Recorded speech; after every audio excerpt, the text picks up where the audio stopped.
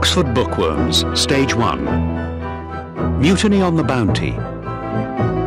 Chapter 1. From England to Tahiti. It was a cold day in December 1787. There was a strong wind and a green sea. 3 men and a boy stood on the deck of the little ship HMS Bounty.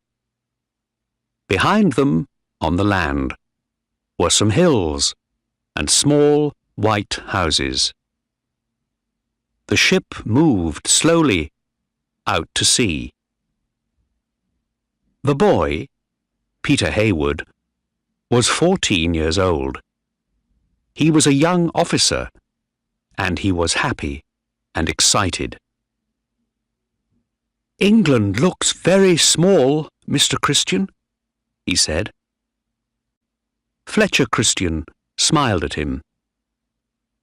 Christian was a tall young man, with black hair and a long, tired face. "England is small," he said, "but we're going to some much smaller islands. Tahiti, the Friendly Islands. They're small, but they're very warm and beautiful." A sailor, John Adams, laughed. "That's right, Mr. Christian, sir," he said. "Good food, warm sun, blue skies, and hot, beautiful women, too. I want—" "Be quiet, man," someone shouted. Christian and Heywood looked behind them. They saw the captain, William Bligh. He was a small man with brown hair. Christian knew Bligh well. They were friends. But Bligh was a captain now, so things were different. The Bounty was his first ship, and it was very important to him. "Don't talk about women on my ship, Adams," he said angrily. "Be quiet and sail this ship. Do you hear?" "Yes, sir," said Adams quietly. "Now, listen to me, Mr. Christian. And you too, Mr. Heywood." Bligh stood very near them, but he didn't speak quietly. All the sailors could hear him. "I'm the captain of this ship. Remember that. We're going 30,000 kilometers through bad weather and very bad seas, and I don't want any accidents. You are officers, so you don't talk to sailors about women or drink or anything. You must work hard, and your sailors must work hard too. Do you understand me, Mr. Christian?" "Yes, sir," said Christian. But he didn't look happy. "Good. And you, Mr. Heywood?" "Yes, sir."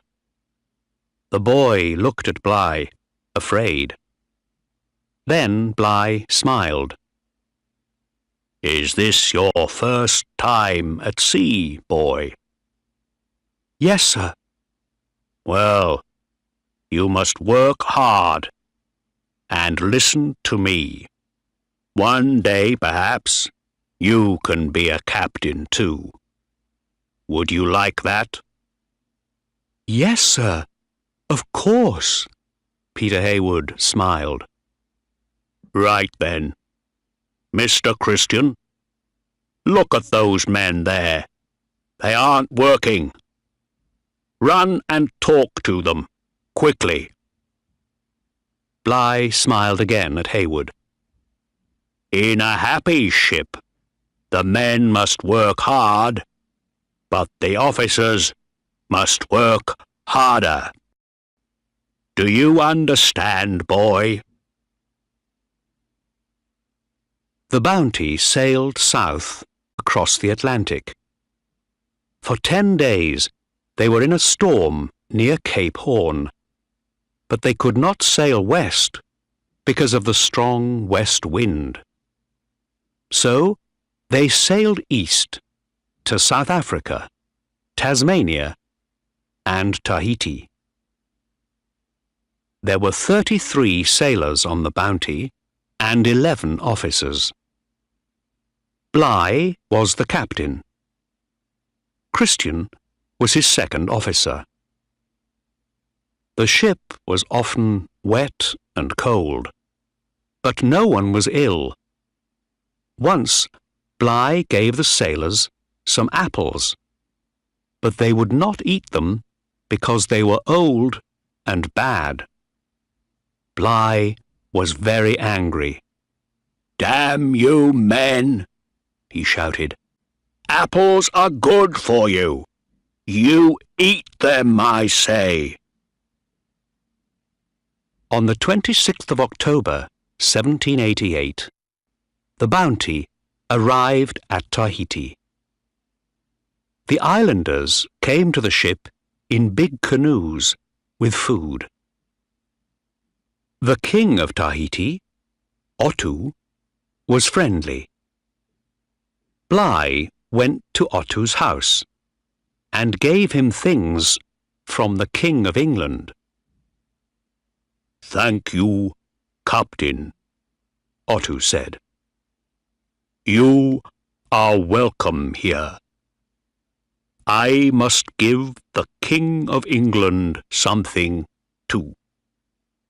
But he's a rich man. What would he like? Do you know?" Bligh smiled. It was an important question. "My king is very rich, Otto," he said.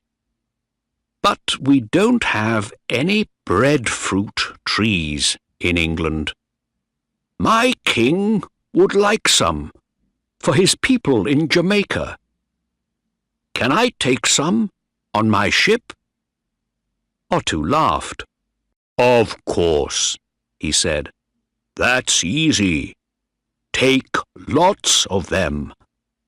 My people can help you."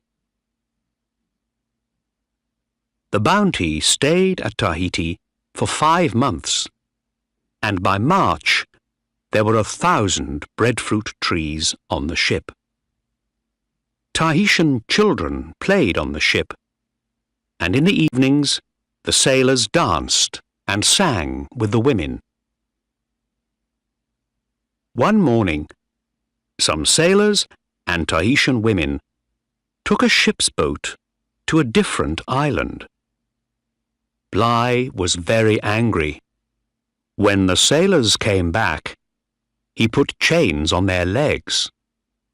Then he shouted at his officers and men. "You men must stay away from these women," he said. "You must all listen to me and work hard for me and the king." Some officers kept pigs on the ship. Sometimes Bligh took the pigs from his officers. "I'm giving this food to the sailors," he said. "They need it, not you." April the 4th was the Bounty's last day in Tahiti. The ship was full of food and people. Otto and his family, all the sailors and their Tahitian friends. But nobody sang or danced. Everyone was quiet and sad. Peter Heywood saw John Adams with a Tahitian woman. She cried, and he talked to her for the last time. Then she got into a canoe and went back to the island. Peter stood near him sadly. The sun went down in the west. "Mr. Christian," shouted Captain Bligh, "are all the Tahitians off the ship?" "Yes, sir," Christian answered. "Good. Then we sail for Jamaica, and then back to old England." He looked at Peter. "Don't stand there, boy. Get to work. Look at all our beautiful breadfruit trees. King George is going to be very happy about them."